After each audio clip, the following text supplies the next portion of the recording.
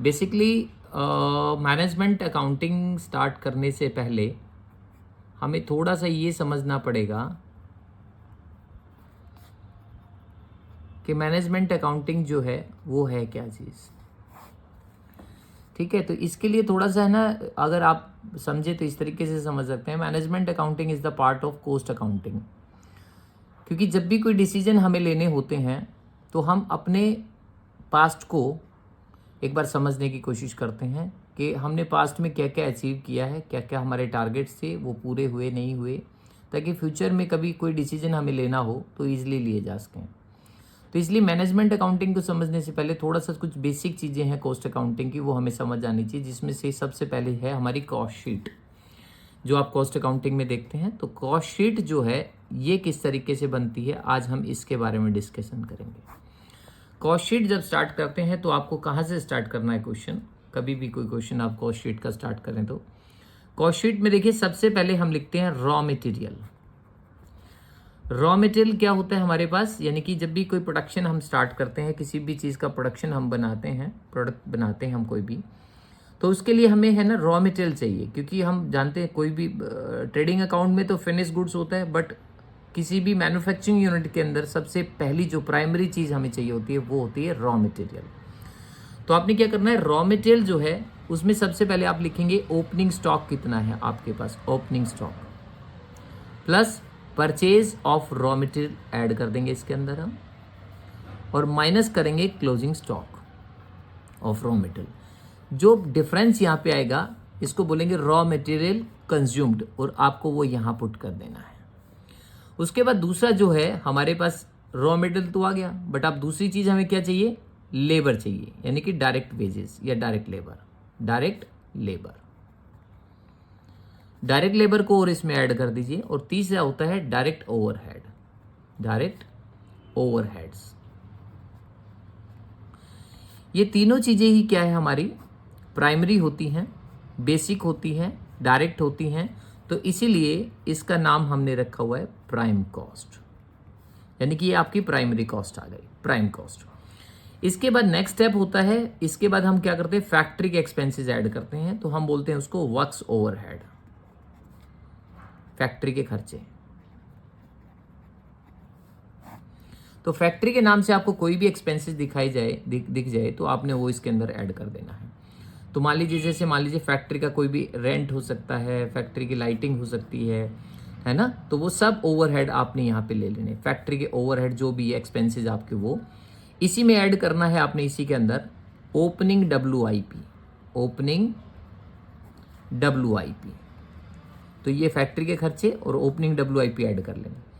इसके बाद आप लेस करेंगे इसके अंदर क्लोजिंग WIP। जिस तरीके से आपने ऊपर रॉ मटेरियल में देखो ओपनिंग ऐड किया था और क्लोजिंग लेस किया था, सेम प्रोसीजर यहाँ ऐड ओपनिंग होगा, लेस क्लोजिंग होगा। अब इन तीनों का जो भी अमाउंट आएगा, डिफरेंस आएगा, वो तीनों का डिफरेंस आपने यहाँ लिख देना है। और ऊपर प्राइम कॉस्ट और फैक्ट्री के खर्चे दोनों को ऐड करने के बाद जो अमाउंट आएगी आपके पास वो होगी वर्क्स कॉस्ट। ठीक है, इसके बाद हम फैक्ट्री के खर्चे ऐड करने के बाद जो नेक्स्ट प्रोसेस होती है इसमें ऐड करने की, वो होती है हमारी एडमिन ओवरहेड, यानी कि ऑफिस ओवरहेड, ऑफिस ओवरहेड्स। ठीक है, ऑफिस ओवरहेड्स का मतलब है कि ऑफिस के जो भी खर्चे होंगे किसी भी तरह के हों, चाहे उससे कोई फर्क नहीं पड़ता है। ऑफिस ओवरहेड्स के एक्सपेंसेस को अगर आप इसमें ऐड कर देंगे तो ऐड करने के बाद जो आएगा अमाउंट उसको बोलते हैं हम cost of production, cost of production. यानी कि अब आपका गुड्स जो है वो तैयार हो गया और किस लेवल पे आ गया, फैक्ट्री से प्रोसेस होके ऑफिस तक आ चुका है अब आपका। ये जो कॉस्ट ऑफ प्रोडक्शन आ गई, ठीक है ना, बुक में ये क्या है सीक्वेंस में दिया होता है, बट मैं सजेस्ट करूंगा आप इस तरीके से कॉस्ट शीट को यहाँ पे रोक लें। आप कॉस्ट ऑफ प्रोडक्शन का मतलब होता है कि कोई प्रोडक्ट आपने बनाया उसकी वैल्यू ये है, क्योंकि ये रुपीज़ में है, तो आपको ध्यान क्या रखना है कि यहाँ तो आप रखेंगे रुपीज़ में और यहाँ पे नंबर ऑफ यूनिट्स आपको पता होनी चाहिए। ठीक है, यहाँ पे यूनिट पता कि कितनी यूनिट है। मान लीजिए मैं एक एग्जांपल ले लेता हूँ, सपोज करो कि आपने 10 यूनिट्स जो बनाई यहाँ पर, उसकी वैल्यू है 2 लाख। तो अगर आप जानना चाहते हैं एक यूनिट की वैल्यू क्या है, तो 2 लाख को 10 से डिवाइड कर दो, 20,000 रुपये पर यूनिट उसकी वैल्यू आ जाएगी। अब आपने क्या करना है, इसके बाद जो है आपने इस पार्ट को यहाँ क्लोज करके अब इससे आगे नेक्स्ट अलग से बनाना है, जिसको हम बोलते हैं स्टेटमेंट ऑफ प्रॉफिट। यानी कि अब प्रॉफिट की कैलकुलेशन के लिए आपने यहाँ पे अलग से बनाना है। अब आप क्या करेंगे, इसी चीज़ को इस तरीके से लिखेंगे। सबसे पहले आप लिखेंगे कॉस्ट ऑफ प्रोडक्शन, जो आपने बनाया है अभी ऊपर, कॉस्ट ऑफ प्रोडक्शन। उसके लिए आप यहाँ पे एक कॉलम बनाएंगे यूनिट्स का और एक कॉलम बनाएंगे रुपीज़ का, जो आपने ऊपर लिखा है। जो यूनिट आपने यहाँ लिखी थी वो यहाँ ले लो और कॉस्ट ऑफ प्रोडक्शन जो वो यहाँ पे ले लो। अब इसके बाद जो है आपने ऐड करना है opening finish goods, opening finish goods.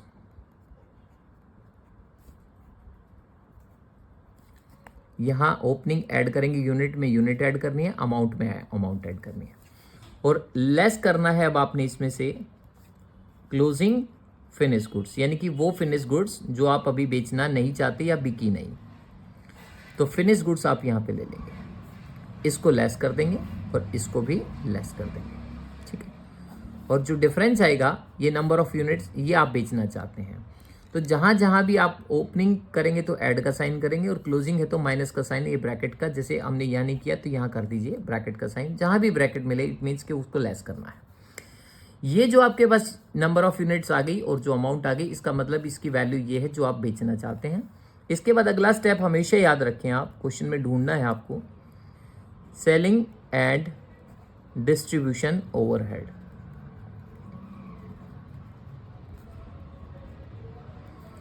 इसमें आपके नंबर ऑफ यूनिट्स नहीं बढ़ेंगे तो डैश कर देना। अब आपकी यहाँ पे जो वैल्यू बढ़ेगी वो आपने ऐड कर देनी है। तो इसका मतलब हुआ ये जो है आपकी नंबर ऑफ यूनिट्स बन के आ गई और इसकी वैल्यू ये है। तो आप समझिए सेलिंग एंड डिस्ट्रीब्यूशन से आपकी कॉस्ट बढ़ेगी, यूनिट नहीं, यूनिट उतनी ही रहेंगी जितनी थी। अब इसको बोलेंगे हम कॉस्ट ऑफ सेल्स, यानी कि आपकी कॉस्ट ऑफ सेल्स, यानी कि जो आप प्रोडक्शन बेचना चाहते हैं उसकी कॉस्ट क्या है। अब इसके बाद हम ऐड करेंगे यहाँ पर प्रॉफिट। प्रॉफिट ऐड करेंगे तो इससे भी आपकी यूनिट नहीं बढ़ेगी, लेकिन आपकी वैल्यू बढ़ जाएगी, आपकी कॉस्ट बढ़ जाएगी। तो उसको वो करने के बाद जो लास्ट में कॉलम आपका आएगा उसको बोलेंगे हम सेल्स, ठीक है। नंबर ऑफ यूनिट आपने कितनी सोल्ड की और उस कितने में सोल्ड की, ये दोनों आपकी वैल्यू यहाँ आ जाएगी। अगर आपसे पूछे कि कोई भी यूनिट जो आपने सोल्ड की उसकी पर यूनिट वैल्यू क्या है, ठीक है, यानी कि अगर सेल्स वैल्यू अगर आप जानना चाहते हैं, सेल्स वैल्यू पर यूनिट कितनी है, तो इसके लिए आपने क्या करना है, जो टोटल आपकी वैल्यू है वो ऊपर रखेंगे, जो अभी हमने कैलकुलेट की यहाँ पर देखो ये वाली, और नंबर ऑफ यूनिट सोल्ड आप यहाँ लिख देंगे, ठीक है। और इस तरीके से आपका आंसर आ जाएगा। तो इसके बाद जो है एक तो कॉस्ट शीट आपने अच्छे से ये समझ लेनी है। मैं फिर से रिपीट कर देता हूँ कॉस्ट शीट को बिल्कुल स्टार्टिंग से। कॉस्ट शीट में सबसे पहले आपने रॉ मटेरियल कंज्यूम्ड निकालना है। उसको निकालने का तरीका है हमारे पास, सबसे पहले आप रखेंगे ओपनिंग स्टॉक, फिर ऐड करेंगे परचेज, लेस करेंगे क्लोजिंग स्टॉक, और फिर ऐड करेंगे डायरेक्ट लेबर जो भी है और डायरेक्ट ओवर। ये तीनों ही एक्सपेंसेस हमारे लिए माने जाएंगे डायरेक्ट। तीनों को ऐड करने के बाद जो आएगी वो आएगी आपकी प्राइम कॉस्ट। प्राइम कॉस्ट के बाद आपने ध्यान रखना फैक्ट्री के जितने भी एक्सपेंसेस हैं, चाहे वो किसी भी नेचर के हो, चाहे फैक्ट्री का लाइटिंग हो या फिर फैक्ट्री का रेंट हो या फैक्ट्री में किसी मशीन का डेप्रिसिएशन हो, सभी आपने फैक्ट्री के सारे ओवरहेड्स यहाँ लिख लेने हैं। ऐड करेंगे इसके बाद opening WIP work in progress आप यहाँ पे ऐड करेंगे, और लेस करेंगे क्लोजिंग WIP। जो अमाउंट आएगा आपका वो आपने यहाँ ऐड कर देना प्राइम कॉस्ट के साथ। तो ये आ जाएगी आपकी फैक्ट्री कॉस्ट आ जाएगी आपकी, ठीक है। तो फैक्ट्री ओवरहेड और कॉस्ट में ध्यान रखना फ़र्क होता है, ठीक है। ये फैक्ट्री के खर्चे, ये ओवरऑल एक्सपेंसेस है प्राइम कॉस्ट को इंक्लूड करके ऐड करना है। इसके बाद एडमिन के खर्चे, तो एडमिन के खर्चे कई बार परसेंटेज बेस पे दिए होते हैं। जैसे मान लीजिए वर्क कॉस्ट आपकी आगे सपोज करो 2 लाख, तो हो सकता है कि फैक्ट्री के खर्चे के ऑफिस के एक्सपेंसेस हो सकता है क्वेश्चन में गिवन हो 10% ऑन वर्क्स कॉस्ट। तो 2 लाख का 10% है, यानी कि 20,000 यहाँ ऐड कर देंगे। तो 2 लाख ये 20 ये दोनों को मिला के 2,20,000 आ गया मान लीजिए। क्वेश्चन भी करेंगे हम इसके बाद। 2,20,000 जो है, और नंबर ऑफ यूनिट्स मान लीजिए आपकी 10 बनी। तो अगले में क्या करेंगे, यहाँ स्टॉप करके आप नई स्टेटमेंट ऑफ प्रॉफिट अलग से बनाएंगे। कॉस्ट ऑफ प्रोडक्शन 10 यूनिट 2,20,000 की। ओपनिंग फिनिश गुड्स जो है वो आप यहाँ पे ऐड करेंगे। मान लीजिए पुरानी 2 यूनिट आपकी बची हुई थी, तो 10 ये 2 ये 12 हो गई, 2,20, और मान लीजिए पुरानी कीमत 40 थी तो 2,60 हो गई। अब 2 यूनिट आप बेचना नहीं चाहते हैं, तो 2 यूनिट यहाँ इसमें 12 में से 2 लेस करेंगे तो 10 बेचना चाहते हैं, और उसकी मान लीजिए 30,000 वैल्यू, तो 2,40,000 में 30 लेस करें 2,10 आ गई। तो मतलब क्वेश्चन में गिवन होगा या परसेंटेज में होगा या अमाउंट में होगा, जैसे भी है। उसके बाद selling and distribution overhead add करना, वो कब ऐड करना ये याद रखना, फिनिश गुड्स का ट्रीटमेंट होने के बाद ऐड करना है। तो इससे नंबर ऑफ यूनिट नहीं बढ़ेगी बट आपकी कॉस्ट बढ़ जाएगी, और लास्ट में ये जो आएगी कॉस्ट ऑफ सेल्स वो आपने लेनी है। प्रॉफिट की कैलकुलेशन याद रखना हमेशा कॉस्ट ऑफ सेल पे भी हो सकती है और आपकी सेल्स पे भी हो सकती है, तो दोनों पे है। तो मैं 2 क्वेश्चन इसके बाद करके दिखाऊंगा। तो आप लोगों ने क्या है अभी इस कोर्स शीट को सीख लेना है, फिर उसके बाद जो है हम 2 क्वेश्चन करेंगे इसके, और इसी तरीके से हर चैप्टर के मैं 2-2 क्वेश्चन डालता रहूँगा जो मोस्ट इंपॉर्टेंट होंगे और जिसमें पूरा का पूरा कवर होगा। यानी कि मैं बेसिक फॉर्मेट के साथ आपको पूरा कंप्लीट वाला क्वेश्चन समझाऊंगा, सो दैट कि आपका कुछ छूटे ना उसके अंदर। ठीक है, तो आज इस कोर्स शीट पे इसको ख़त्म कर रहा हूँ मैं। अभी इसके बाद मैं आपके क्वेश्चंस के 2 वीडियो डालूंगा, तो वो कल आपको 2 वीडियो और मिलेंगे। Thank you so much, thank you.